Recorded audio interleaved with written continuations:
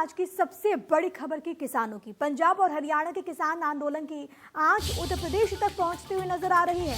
भारतीय किसान यूनियन ने कृषि कानूनों के विरोध में आज अनिश्चितकाल के लिए राष्ट्रीय राजमार्ग जाम करने का ऐलान किया। साथ ही साथ विपक्षी दलों ने भी किसानों के पक्ष में आवाज उठाकर माहौल को गरमाना शुरू कर दिया है। आपको यहाँ पर ये बताएं कि भारतीय किसान यूनियन के नेता राकेश टिकैत ने मुजफ्फरनगर में हुई बैठक में कहा कि किसान कानून विरोध के मुद्दे पर भाकियू देश के किसान के साथ है। उन्होंने ये भी कहा कि किसानों का यह दुर्भाग्य है कि आजाद देश में वो अपनी राजधानी दिल्ली में अपना विरोध करने नहीं जा सकता। जिस तरह से सर्दी में किसानों पर वाटर कैनन का इस्तेमाल हुआ वो दुखद है। किसान अपना हक कानून के रूप में मांग रहा है।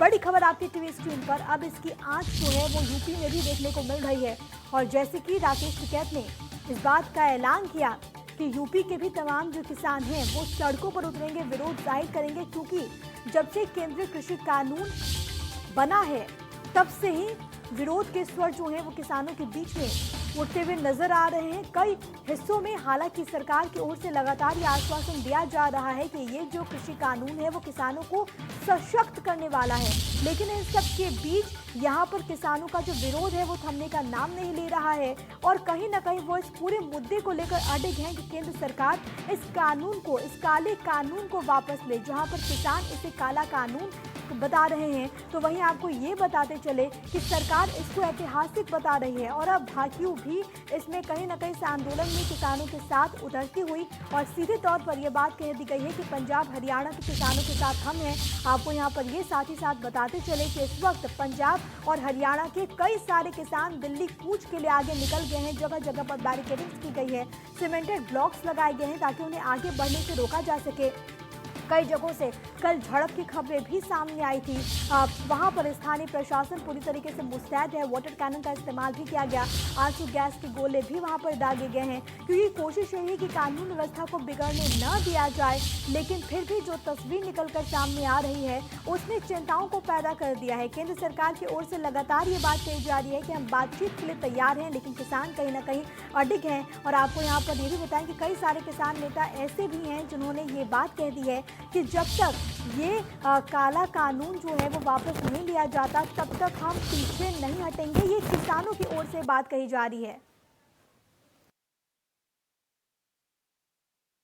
ये जो लड़ाई है, किसानों का जो इशू है, ये लड़ाई छिड़ चुकी है और जिस चीज का इंतजार था वो घड़ी अब आ गई। पंजाब हरियाणा का किसान उधर से आ चुका है दिल्ली में की तरफ, वो चारों तरफ से दिल्ली को घेर रहा है।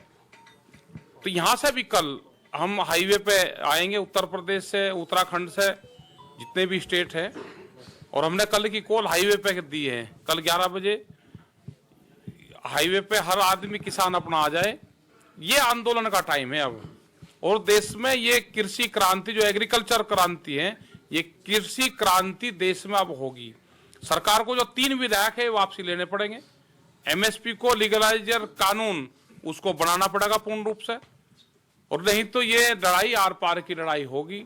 जिस तरह से पंजाब आगे बढ़ रहा,